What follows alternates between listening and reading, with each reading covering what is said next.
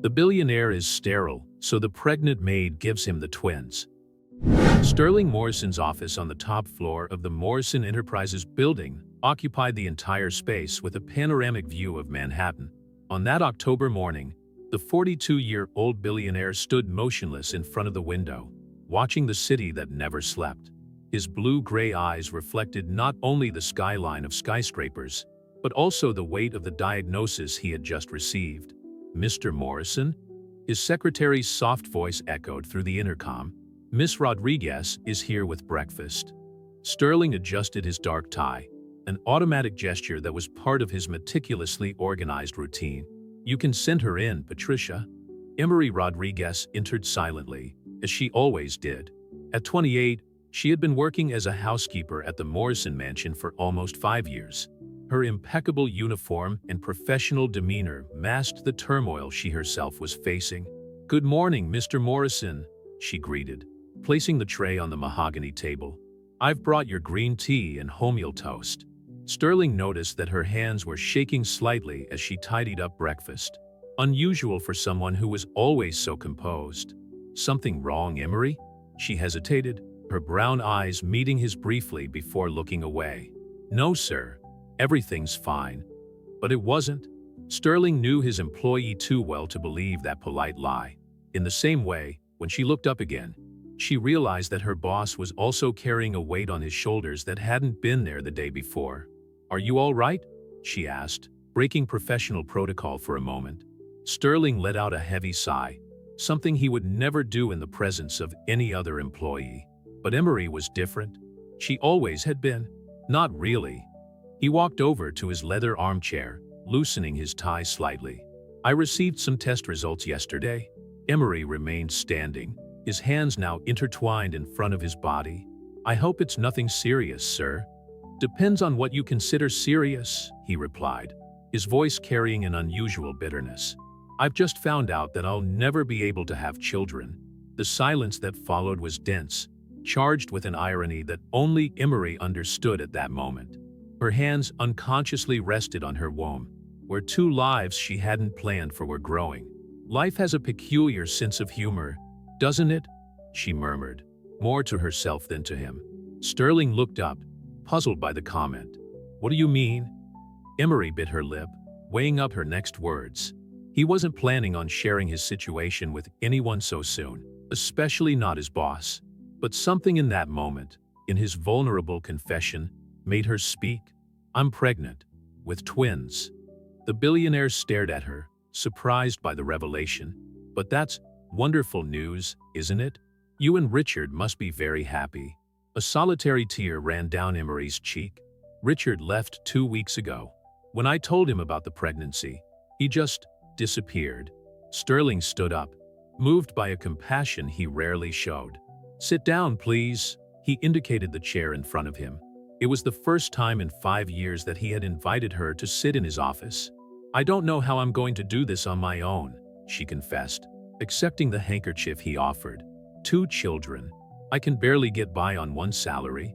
The silence that followed was different from the previous one. It was full of unspoken possibilities, of thoughts that were beginning to form in both their minds. It was Emery who finally verbalized what was floating in the air. "Mr. Morrison," she began, her voice trembling slightly, "what if I could offer you something that would change our lives forever?" Sterling leaned forward slightly, intrigued. "What are you talking about, Emery? You want to be a father more than anything?" I'm pregnant with twins, and I can't afford to raise them properly." She paused, gathering her courage. What if I gave these children to you to raise?" Time seemed to freeze in the office. Sterling stared at his housekeeper as if seeing her for the first time. "Are you suggesting?" "In adoption," she added quickly. "You would have the children you so desire, and I would know that my babies would have a wonderful life, with all the opportunities one could ever offer." Sterling stood up, walking over to the window again. His mind was racing, processing the implications of that unexpected proposal. "Are you sure about this, Emery? It's a very serious decision." "As serious as your desire to be a father," she replied with a conviction that surprised them both. At that moment, Neither Sterling nor Emery could have imagined how that conversation would fundamentally change their lives, or how Emery's past would return years later to test the bonds that were beginning to form there. Fate had its own plans, weaving a complex web that would bind their lives together in ways neither of them could have foreseen. "We need to talk more about this," Sterling finally said, his voice carrying a mixture of hope and caution. "There's a lot to consider." Emery nodded, rising from his chair. "Yes, sir. And thank you for listening." When she left the office, Sterling stared at the door for a long time. For the first time in days, he felt something other than the despair that the diagnosis had brought.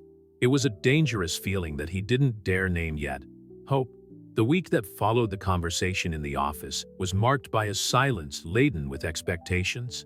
Sterling spent endless hours consulting lawyers and adoption specialists, while Emery continued his daily chores at the mansion, both orbiting around each other with a new awareness.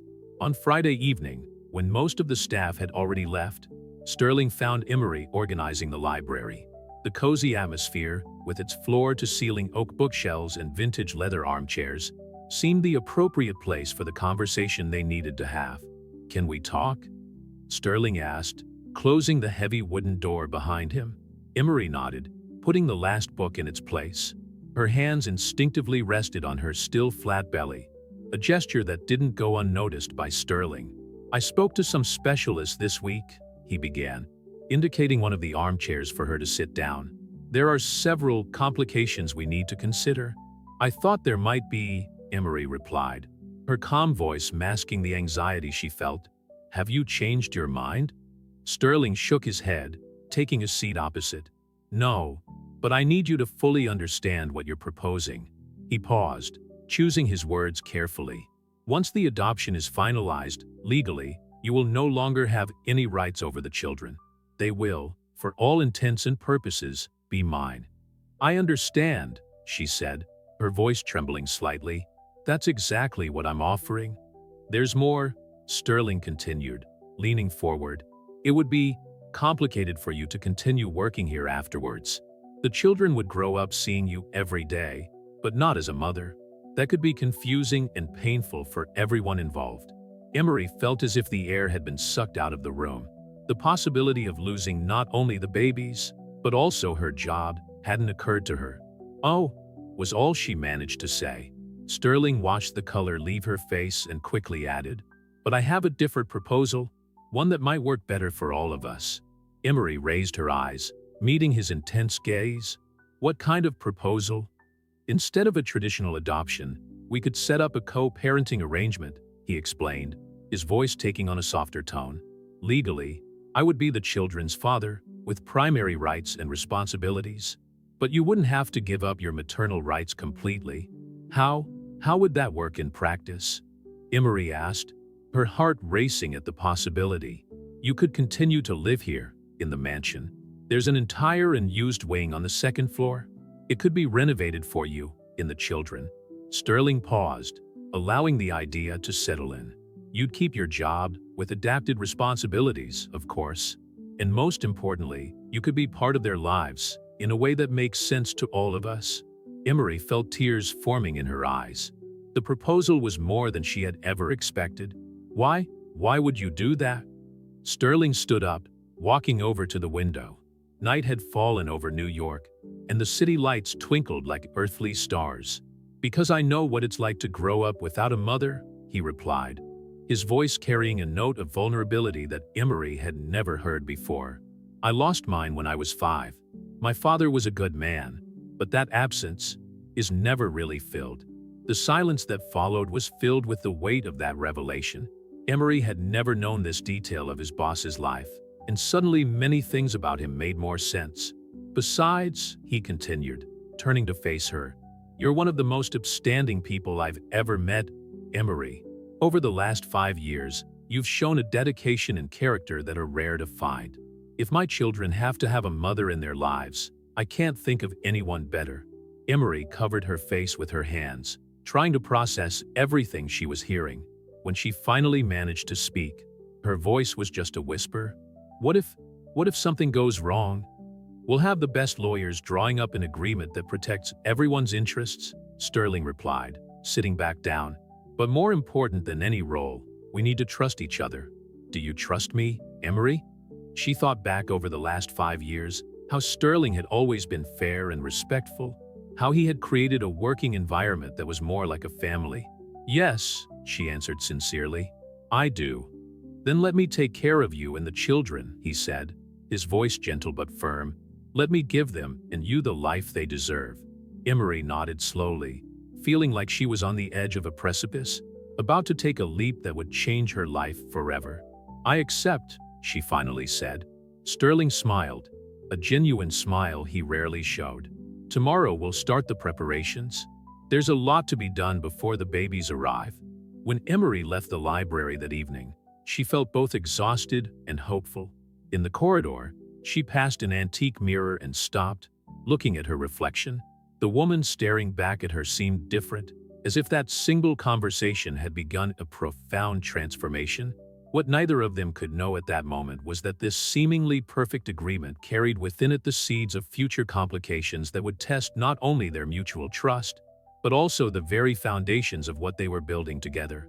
Autumn was advancing over New York as the preparations for Sterling and Emery's new reality began to take shape. The east wing of the Morrison mansion, previously silent and empty, now echoed with the sound of renovations and transformations. Sterling had hired the best interior designers to create a space that was both functional and welcoming. Emery watched the changes with a mixture of gratitude and apprehension. At her first doctor's appointment accompanied by Sterling, the reality of the twins became even more tangible through the sound of 2 hearts beating in perfect sync. There are 2 boys, announced Dr. Bennett, moving the transducer over Emery's belly. Sterling, who stood next to the gurney, tried to maintain his usual composure, but his eyes betrayed the emotion he felt. 2 boys, he repeated softly, as if testing how the words sounded in his mouth. After the consultation, on the way back to the mansion, the silence inside the Mercedes was comfortable, everyone lost in their own thoughts. It was Sterling who finally broke the silence. We need to start thinking of names, he commented, his eyes fixed on the road ahead. Do you have any preferences? Emery adjusted his seatbelt, conscious of the small bulge that was already beginning to form in his belly. Actually, I've always liked the name Alexander, she admitted. It was my grandfather's name. Sterling nodded, considering. Alexander Morrison sounds good, he reflected. And for the other one? I think that should be your choice, Emery replied, turning slightly to look at him. Benjamin, he said almost immediately, as if he had already thought of it. It was my uncle's name, the only one who really took care of me after my mother passed away. Alexander and Benjamin Morrison, Emery whispered, trying out the names. They sounded perfect together. When they arrived at the mansion, they were greeted by Patricia, Sterling's secretary, who was holding a thick folder of documents. The settlement papers have arrived from the law firm, Mr. Morrison. Sterling led Emery to his private office in the mansion, a more intimate setting than the corporate building. The dark wood-paneled walls and bookshelves filled with books created a more personal atmosphere. Before we sign anything, Sterling began, taking a seat behind his desk. I need to make absolutely sure you're comfortable with all the terms. Emery picked up the documents with slightly trembling hands. As he read, he realized the extent of what Sterling was offering. In addition to the co-parenting agreement, there were provisions for his and the children's future, including educational funds, lifetime medical care, and considerable financial compensation. That's a lot more than I expected, she muttered, looking at him with wide eyes. It's the least I can do, Sterling replied firmly. You're giving me something invaluable, Emery. I want to make sure that you and the boys are never in need. But there was something bothering Emery, a weight she had been carrying for weeks and which needed to be revealed before it was too late. Sterling, she began, using his first name for the first time in 5 years. There's something I need to tell you before we sign this. Sterling leaned forward, noticing the sudden tension in her voice. What is it? It's about Richard, she said, her heart racing. He wasn't just my boyfriend. He was my husband. The silence that followed was deafening. Sterling stared at her with an expression that mixed surprise and concern. We got married 2 years ago. In secret, she continued, the words coming out in a rush. He had a gambling problem. Huge debts. I thought I could help him change, but she took a deep breath, trying to control her tears. He disappeared with all our savings when I told him about the pregnancy. Sterling stood up slowly, walking over to the window. Why didn't you tell me before? I was ashamed, she admitted, and afraid. Afraid of losing my job if you found out I'd lied about my marital status on the hiring documents. That complicates things a bit, Sterling finally said, turning to face her. Legally, he has rights to the children. He signed the divorce papers before he left, Emery explained, pulling a crumpled envelope from her purse. It was the only decent thing he did. The divorce was finalized last week. Sterling took the documents, examining them briefly. I'll have the lawyers review it, he said, his voice softer. But Emery, I need to know. Is there anything else I should know? Anything that might affect our agreement? She shook her head, feeling as if a huge weight had been lifted from her shoulders. No, that was all. I'm sorry I didn't tell you before. I understand why you didn't, he replied, sitting back down. But from now on, we need to be completely honest with each other. These children deserve it. Emery nodded, drying the tears that had escaped. Thank you for not judging me. We all make mistakes, Emery, Sterling said softly. What's important is how we choose to move forward. The rest of the afternoon was spent reviewing the documents, making any necessary adjustments, and discussing the next steps. When Emery finally left the office, the sun was already setting, painting the New York sky in shades of orange and pink. That evening, in her small room in the staff quarters, which she would soon exchange for her new suite in the East Wing, Emery stroked her belly gently. Alexander and Benjamin, she whispered to her unborn children, you'll have a wonderful life. I promise. What she didn't know was that that promise would be tested in ways she could never have imagined, and that the secrets revealed that day were just the tip of a much deeper iceberg. Winter arrived in New York bringing not only snow, but also significant changes to the Morrison mansion. The East Wing, now completely renovated, reflected the care and attention to detail that Sterling had devoted to the project. The twins' room, painted in soft shades of blue and gray, was equipped with 2 handmade cribs and a nursing chair strategically positioned near the window. Emery, now 5 months pregnant, had moved into her new suite. The space was larger than her old apartment, with a privileged view of the snow-covered garden. She still felt out of place with so much luxury, but Sterling had insisted that it was important for the children to have a suitable environment from the start. One particularly cold December morning, Sterling found Emery in the library, organizing a pile of books on pregnancy and parenthood. Her belly was already visibly prominent under the maternity dress he had insisted on buying from an exclusive boutique. "How are you feeling?" he asked, noticing that she looked paler than usual. "The nausea has finally passed," she replied with a small smile. "But Alexander and Benjamin seem to have decided that my kidneys are soccer balls." Sterling smiled, but his countenance soon turned serious. "We need to talk about something important," he said, indicating one of the armchairs. "The investigators I hired to check Richard's background found some worrying information." Emery felt his heart race. "What kind of information?" "Apparently, he has a history of fraud and scams in several states," Sterling explained, taking a seat opposite. "And there's more. He was married before, Emery. 3 times. All the ex-wives report the same pattern. Quick marriage, gambling debts, disappearing with money." The silence that followed was heavy. Emery closed her eyes, feeling the tears begin to form. "I was so stupid," she whispered. "No," Sterling said firmly. "You were tricked by someone who does this professionally. But there's something else we need to consider." He paused, choosing his words carefully. "The lawyers are worried that he might try to come forward when he finds out about the twins, especially considering my financial position." "He wouldn't do that," Emery began, but stopped, realizing that he didn't actually know Richard well enough to make such a statement. "We need to prepare for that possibility," Sterling continued. "The lawyers suggest we get married." Emery stared at him, certain that she had misunderstood. "How?" "It would be a purely legal arrangement," he explained quickly.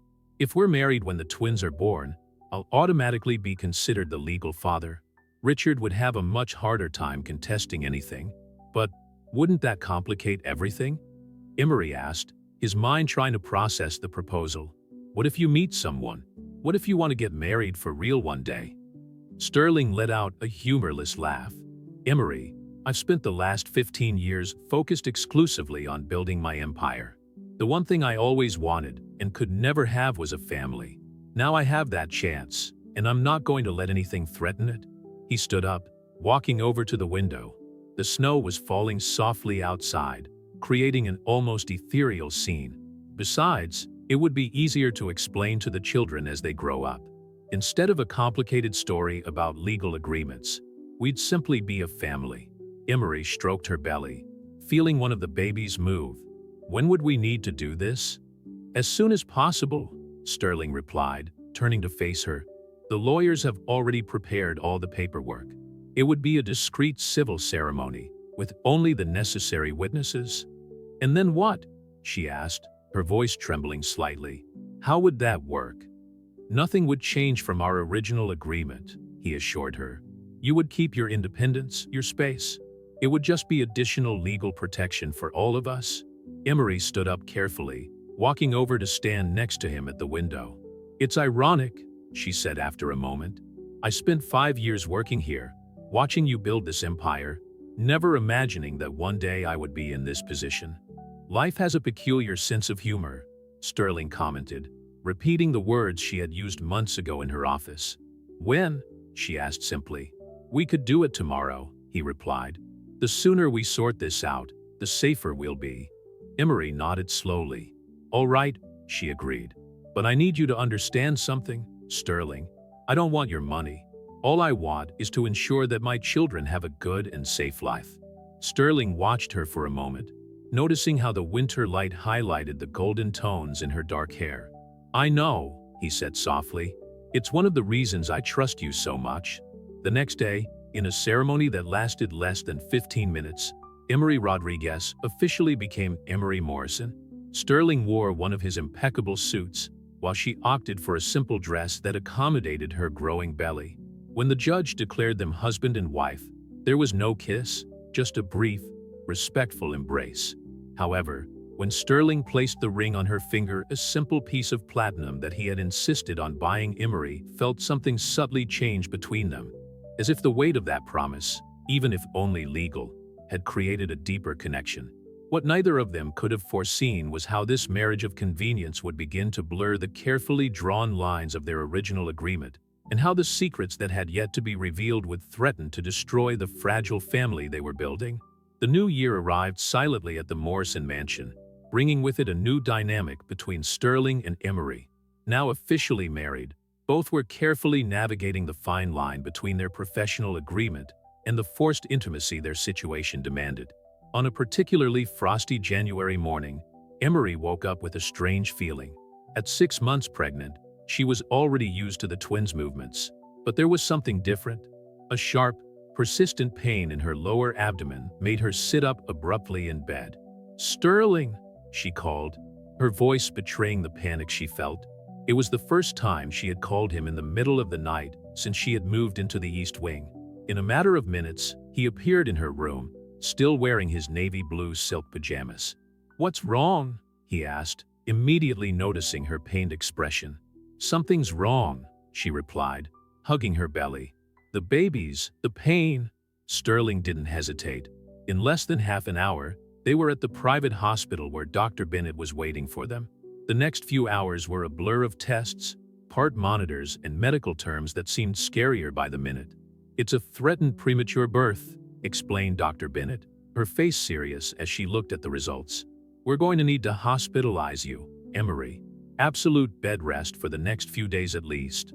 Sterling, who hadn't left Emery's side since they arrived at the hospital, squeezed his hand lightly. Do whatever it takes, doctor. Money is no object. Over the next few days, Emery discovered a side of Sterling that few knew. He reorganized his entire schedule, spending most of his time at the hospital, working remotely from an armchair next to his bed. Their conversations, previously limited to practical matters about the babies and the house, began to deepen. Tell me about your family, he asked one evening. as they shared a modest hospital meal that he insisted on sharing with her.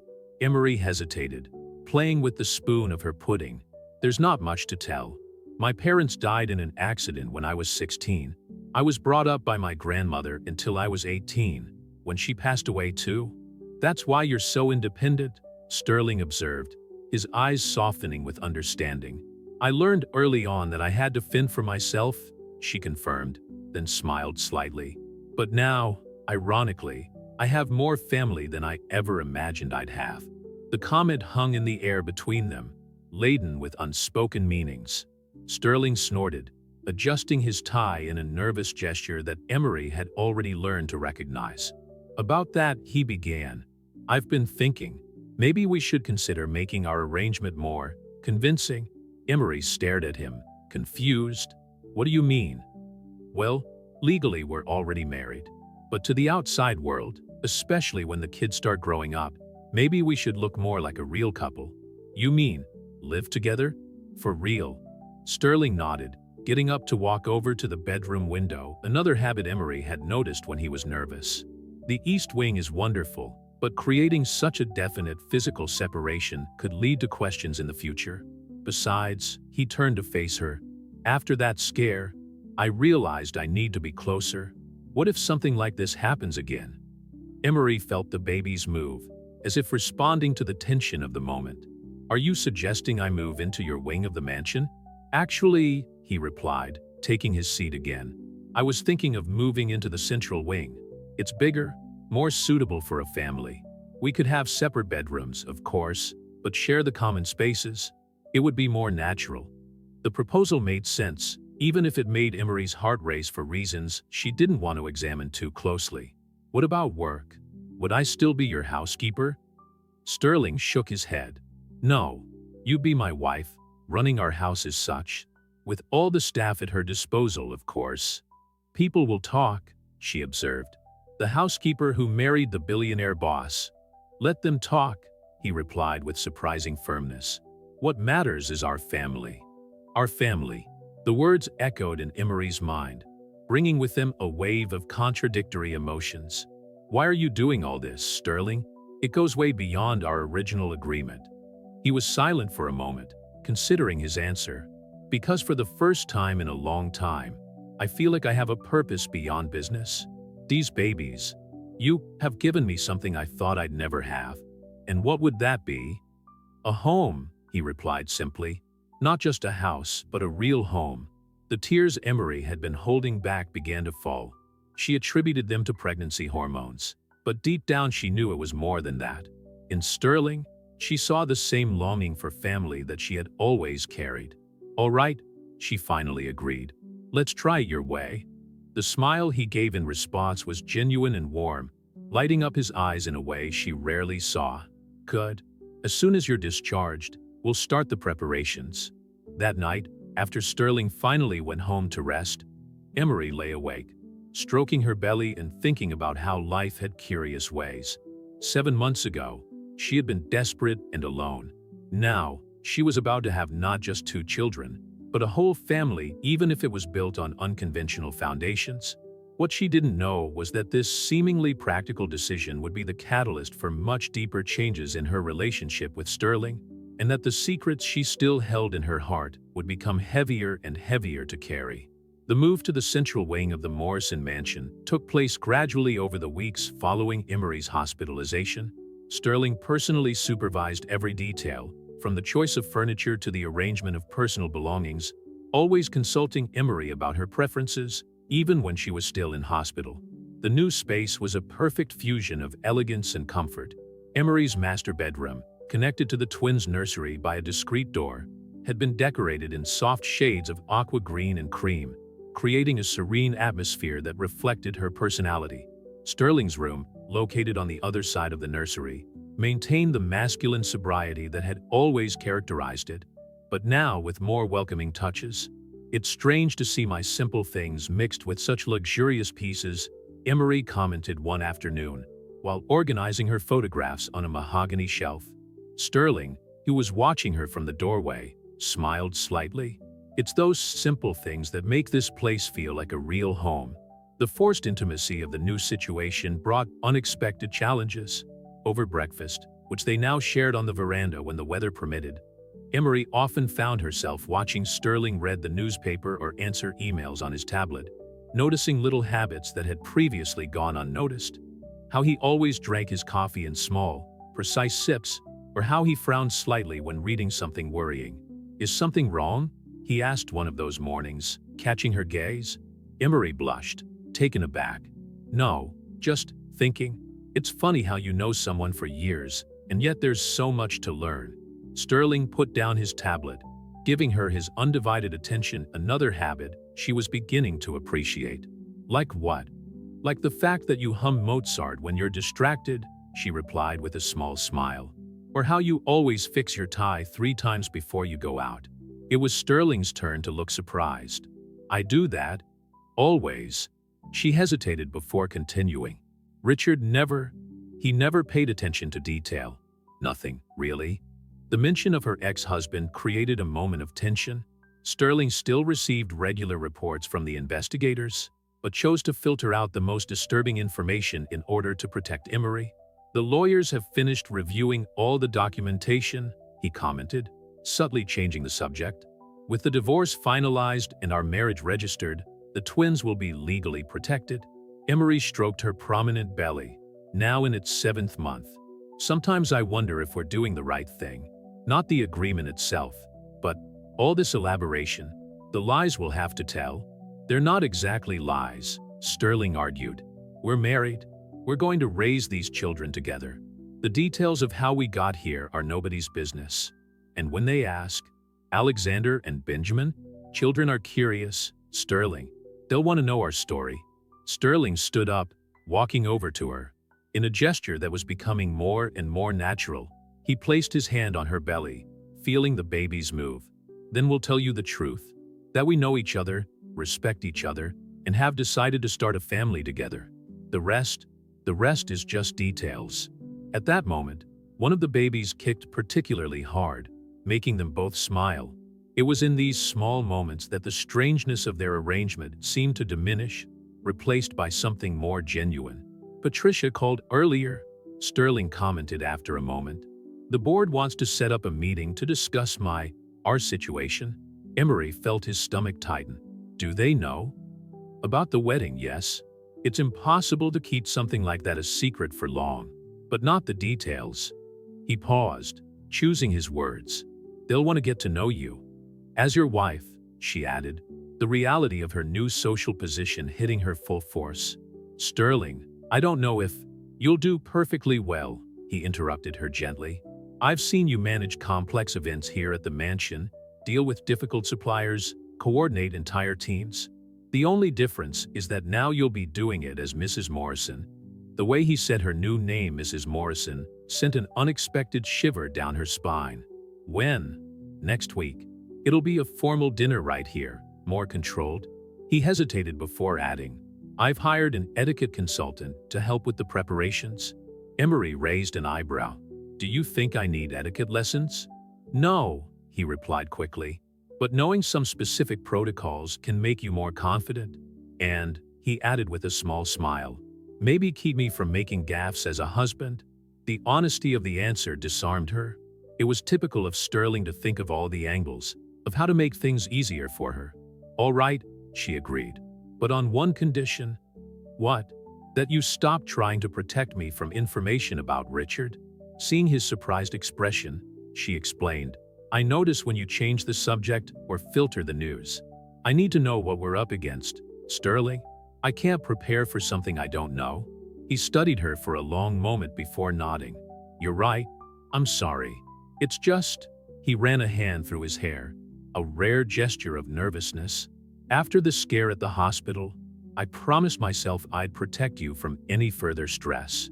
"I appreciate that," she said softly, "but we're partners in this, aren't we? We need to trust each other completely." "We are," he agreed, and there was something in his tone that made Emery's heart speed up slightly. "Partners." The rest of the morning passed in comfortable silence, each lost in their own thoughts about the future they were building together.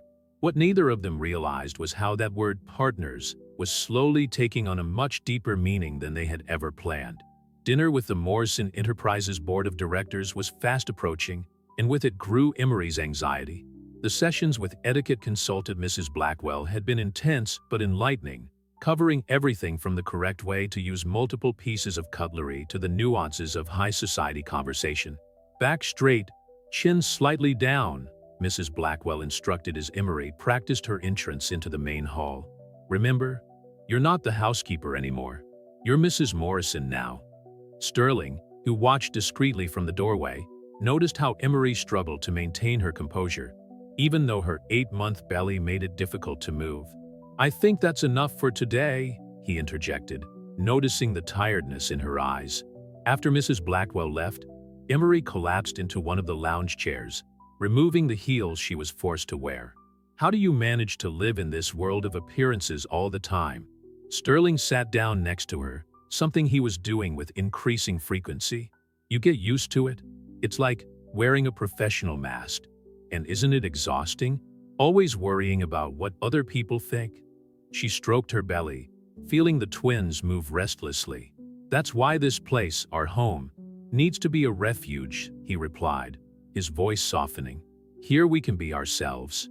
The intimacy of the moment was interrupted by Patricia, who hurried into the hall. "Mr. Morrison, I'm sorry to interrupt, but there is a situation that requires your immediate attention." Sterling noticed the tension on her face. "What happened?" "Richard Martinez was seen in the office lobby this morning," she replied, casting a worried glance at Emery. "He was demanding to speak to you."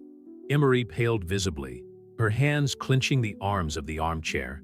Sterling immediately positioned himself beside her, a protective hand on her shoulder. "What did he want?" Emery asked, his voice trembling slightly. "Money, I presume," Sterling replied before Patricia could speak. "But don't worry.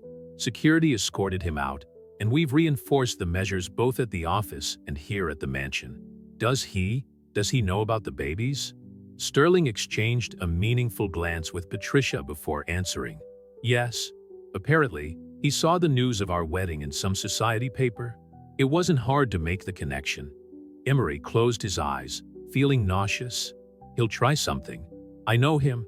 And we're ready," Sterling assured him, his voice firm. "The lawyers already have a restraining order ready to be issued. Besides," he hesitated briefly, "there's something I need to tell you." Patricia discreetly withdrew, leaving them alone. Sterling knelt in front of Emery, taking her hands in his. "Remember when you asked me to be completely honest about the information we have on Richard?" Emery nodded, feeling his heart race.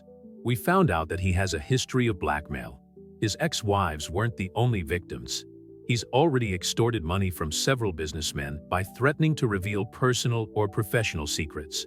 And now he thinks he can do the same to you," Emery concluded, guilt heavy in his voice. "I'm sorry, Sterling. I should never have involved you in this." "No," he said firmly, clasping his hands together. "Don't apologize. You and those children are the best thing that's ever happened in my life. Even if the circumstances are unconventional." Something in the intensity of his gaze made Emery hold her breath. In recent months, moments like this had become more frequent, instants charged with an unrecognized electricity between them. "Still," she said softly, "you didn't need this complication. Your life was perfectly organized before." Sterling let out a low laugh. "Perfectly empty, you mean?" "Emery, before you and the boys, I had a house, not a home. I had employees, not a family. The organization was just a way of masking the emptiness." His words hit her with unexpected force, echoing her own unvoiced feelings. "Sometimes I wonder," she began hesitantly, "if this arrangement between us, if it's becoming something other than what we planned." The silence that followed was thick with unspoken possibilities. Sterling stood up slowly, walking over to the window, his usual refuge in moments of emotional tension. "What if I am?" he finally asked, still with his back to her. "Would it change anything?" Before Emery could answer, a sharp pain made her gasp. Sterling turned around quickly, alarmed. "What is it?" "The babies," she replied, breathing hard. I think it started." The next few hours were a whirlwind of activity. The medical team was called in, the room prepared for the home birth they had planned. Throughout the process, Sterling didn't leave Emery's side, providing support that went far beyond their original agreement. The interrupted conversation hung between them, an unanswered question that would have to wait. At the moment, there were more pressing matters: Richard and his threats, the approaching dinner with the council, and now, most importantly of all, the imminent arrival of Alexander and Benjamin. What neither of them could have foreseen was how these next few hours would fundamentally change the dynamic between them, forcing them to confront feelings that had grown silently under the facade of their practical arrangement. The birth of Alexander and Benjamin Morrison took place during a stormy January night, as if the heavens themselves were celebrating the twins' arrival. After 16 hours of labor, the first cries echoed through the Morrison mansion, bringing with them a wave of emotions that no legal agreement could have predicted. "They're perfect," Sterling whispered, watching the two little bundles in Emery's arms. Alexander, the firstborn by 3 minutes, had a small birthmark behind his left ear, while Benjamin sported a tuft of hair darker than his brother. Dr. Bennett smiled, watching the scene as she organized her equipment. "You're both very healthy. Congratulations, Mr. and Mrs. Morrison." The way she pronounced those words so naturally made something flutter in Emery's chest. In the last few hours, during labor, the carefully drawn lines of her arrangement with Sterling had blurred considerably. He had been by her side through every contraction, holding her hand, encouraging her, showing a vulnerability she had never witnessed before. "You were amazing," he said softly, sitting down on the edge of the bed. His eyes couldn't leave the babies, as if he feared they might disappear if he blinked. "We were," she corrected, surprising them both with the intimacy of the statement. "I couldn't have done it without you." The moment was interrupted by Patricia, who quietly entered the room. "Mr. Morrison, I'm sorry to interrupt, but there's a situation that requires your immediate attention." Sterling tensed visibly. "Richard?" Patricia nodded. "He's at the main gate. He says he has documents proving that the babies are legally his." Emery instinctively clutched the twins to her chest, fear taking over her face. Sterling immediately positioned himself between her and the door, as if he could physically protect her from the threat. "His documents are false," he said with a calm he didn't feel. "Our lawyers have already confirmed that. The divorce was finalized before our wedding, and legally, as Emery's husband at the time of the birth, I am the children's father. Even so," Patricia continued, "he's threatening to go to the press. He says he has proof of your original arrangement." The silence that followed was heavy. The possibility of a public scandal had always been a risk, but now, with newborn babies, it seemed even more threatening. "Let me talk to him," Emery said suddenly. "Absolutely not," Sterling replied, turning to face her. "You've just given birth. Besides, he's dangerous." "That's exactly why I need to do it," she insisted. "I know Richard. I know how he thinks. If we just keep reacting to his threats, he'll never stop." "Emery," Sterling began, but she interrupted him. "Sterling, trust me. As you said yourself, we're partners in this." She looked down at the sleeping babies in her arms. "Besides, now I have a lot more to protect than before." Something in the determination in her voice made him hesitate. Over the last few months, he had witnessed Emery transform from the shy governess into a strong, determined woman. Perhaps it was time to trust this transformation completely. On one condition, he finally gave in. "You talk to him here, in the office, with security present and me by your side." Emery nodded, carefully handing the twins over to Dr. Bennett. Despite the fatigue of childbirth, there was a renewed strength in her movements when she stood up. 20 minutes later, dressed in a silk robe that Sterling had insisted on buying, Emery was sitting in the office when Richard was escorted in. He looked thinner and more disheveled than she remembered, his eyes carrying that feverish gleam she knew well from the times he'd planned some coup. "So it's true," Richard said, looking around the luxurious office. "The housekeeper has become a madam. What do you want, Richard?" Emery asked directly, his voice firm. "What is rightfully mine?" he replied, trying to sound confident. "Those babies are my children." "No, they're not," she said calmly. You gave up any right to them the moment you signed the divorce papers and disappeared with our savings. I have proof of your agreement, he threatened, glaring at Sterling. What do you think the press will think when they find out that the powerful Sterling Morrison bought your housekeeper's children? I think they'll be more interested in your other scams, Sterling interjected, his voice dangerously calm. The ex-wives you cheated on, the businessmen you blackmailed. Richard paled visibly, but tried to hold his ground. You have no proof. We have all the evidence, Emery said, standing up. The difference is that, unlike you, we've chosen not to use it. Until now. She took a step towards him, and for the first time, Richard looked truly intimidated. Here's what's going to happen. You're going to take the envelope that Patricia is going to give you. Yes, there's money in it, enough for you to start again somewhere else. In return, you'll sign a document renouncing any claim on the twins and agreeing never to go near our family again. And if I refuse, then all the evidence we have against you will be handed over to the appropriate authorities, Sterling added. The choice is yours. Richard looked between the two of them, realizing for the first time that he was no longer dealing with the submissive housekeeper he had abandoned. This Emery, with her regal bearing and determined gaze, was someone completely different. You've changed, he finally said, more of a statement than an accusation. Yes, she replied simply. I have. When Richard left the mansion an hour later, the documents were signed and the envelope safe in his pocket.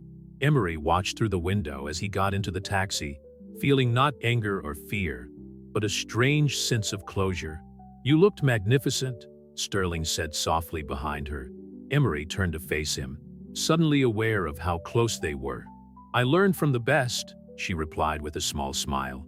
The moment between them was interrupted by the distant cry of one of the babies. Without hesitation, they both moved towards the sound, united in their shared purpose. What neither of them realized at the time was how that confrontation had fundamentally changed the dynamic between them. They were no longer just partners in a legal agreement, but something much deeper and more complex, something that was beginning to look dangerously like a real family. The months that followed the birth of the twins and the confrontation with Richard brought subtle but profound changes to the Morrison mansion. The central wing, now fully inhabited by the peculiar family, came alive with the sound of baby cries, whispered conversations during evening feeds, and small moments of unplanned intimacy between Sterling and Emery. One spring morning, as the sun began to gild the mansion's gardens, Emery found Sterling in the nursery, cradling Benjamin while Alexander slept peacefully in his crib. The scene, the powerful businessman in his pajama pants and t-shirt, with messy hair and a baby nestled against his chest, made her pause in the doorway, her heart racing in a way that was becoming familiar. He had colic all night, Sterling explained quietly, noticing her presence. He didn't want to wake you after the tiring day he had yesterday. The tiring day he was referring to had been the dinner with the board of directors, finally held after being postponed due to the birth of the twins. Emery surprised everyone, including herself, with her natural poise and elegance, proving that her lessons with Mrs. Blackwell had been worth every minute. You should have called me, she replied, reaching up to stroke Benjamin's dark hair. We're partners, remember? The word partners now carried a different weight between them, something that neither of them dared to examine too closely. Sterling raised his eyes to meet hers, and for a moment, the air seemed electrified with unspoken possibilities. Emery, he began, his voice huskier than usual. I think we need to talk about. Alexander's sudden cry interrupted the moment. Emery quickly moved to pick him up, establishing the synchronized dance they had developed over the last few months, a system of shared care that went far beyond their original agreement. Sometimes I wonder, she said as she soothed Alexander, if we did the right thing by setting all those rules and boundaries in the beginning. Sterling watched her for a moment before answering. What do you mean? Well, look at us, she gestured with her free hand, indicating the domestic scene they were playing out. We live together, we raise our children together, we share meals and worries. We are, to all intents and purposes, a real family. But we still maintain this artificial distance. The honesty of the remark hung between them like a curtain about to be lifted. Sterling walked over to the crib, placing Benjamin, now asleep, gently on the sheets. Are you suggesting that we should? He hesitated, choosing his words carefully. Re-evaluate our arrangement? Emery felt his cheeks flush, but kept his gaze steady. I'm suggesting that perhaps we're already beyond any arrangement. That maybe we're hiding behind it. Sterling approached, taking Alexander from his arms with a naturalness that showed months of practice. After placing the baby in his crib, he turned to Emery, closer than they usually allowed. Ever since that first conversation in my office, he began, his voice low and intense. When you offered to give me a family, something changed in me. It wasn't just the prospect of being a father. It was you, Emery. Your strength, your kindness, your ability to see beyond appearances. Sterling, she whispered, her heart hammering against her chest. Let me finish, he asked softly. Over the last few months, I've watched you transform from a timid employee into an extraordinary woman. I've seen how you face challenges, how you protect our family, how you light up every room you enter. And I realized that, he paused, taking a deep breath. I realized that I no longer want to pretend that this is just an agreement. The words hung between them like snowflakes, delicate, transformative, and impossible to ignore. Emery felt tears forming in her eyes, but they were different from the ones she had shed months ago, when she was desperate and alone.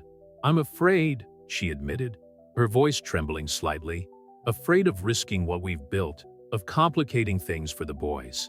Sterling raised his hand, gently touching her face, the first truly intimate touch they had shared. What if, instead of complicating things, it made everything more real? More real. The moment was interrupted by a small noise from Benjamin, making them both smile. It was as if, even in deep sleep, the twins had perfect timing for their parents' crucial moments. What exactly are you proposing? Emery asked, his voice firmer now.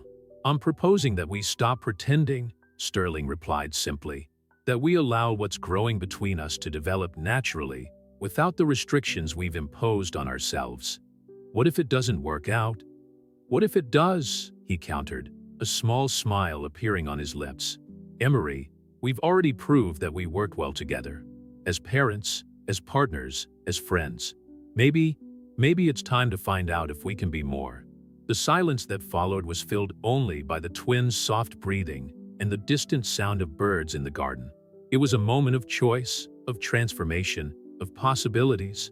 One step at a time, she finally suggested, a small smile playing on her lips.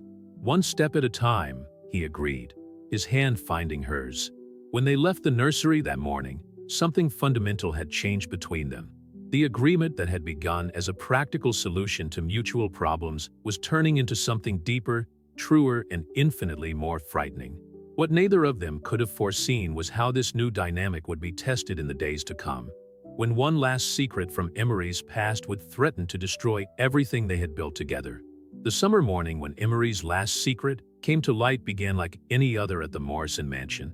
The twins, now almost 6 months old, filled the house with their smiles and babbles, while Sterling and Emery navigated the new dynamics of their evolving relationship. The change between them over the last few weeks had been subtle but profound. Small touches, lingering glances, shared moments that went beyond their initial partnership. The staff at the mansion watched discreetly, noticing how their boss smiled more, how Mrs. Morrison seemed to flourish in her new position.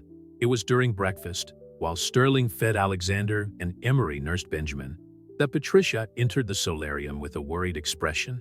Mrs. Morrison, she began hesitantly, there's a lady in the lobby. She says she's your mother. The spoon Emery was holding fell with a metallic clang. Sterling, who knew every nuance of her expressions after months of close acquaintance, immediately noticed how she paled. Your mother? He asked softly. You told me your parents had passed away. Emery began, her voice trembling. I thought I had. They abandoned me when I was 16. My grandmother told me they died in an accident. Sterling handed Alexander to Patricia, moving to stand next to Emery. Do you want me to ask her to leave? Emery closed her eyes for a moment, hugging Benjamin tighter. No, she finally answered. I think I need to face it, but would you stay with me? Always, he replied without hesitation. the word carrying a weight that went beyond the present moment. Minutes later, in Sterling's office, Emery found herself face to face with Elena Rodriguez, a woman who bore the same delicate features as her, but marked by years of regret. "Mi hija," Elena began, tears streaming down her aged face. "Why now?" Emery interrupted, her voice steady despite her turbulent emotions. "Why after all these years?" Elena twisted her hands in her lap, a gesture Emery recognized as her own.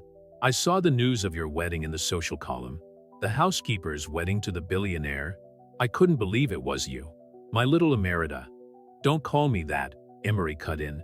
"I lost that name the day you and Daddy left me." Sterling, who stood silently beside her, placed a protective hand on her back. The gesture did not go unnoticed by Elena. "I see you found someone who really cares about you," she remarked softly. "I've found a family," Emery corrected. "Something you and Dad were never able to be." "Your grandmother lied," Elena said abruptly. "About the accident? We had to run away. Your father had gotten involved with dangerous people. Debts. We thought you'd be safer with her." "Safer?" Emery let out a bitter laugh. "You abandoned me without a word, without an explanation. You left a teenager believing she was completely alone in the world. And we've regretted it every day since," Elena replied, her voice embittered. "Your father? He died 2 years ago, consumed by guilt.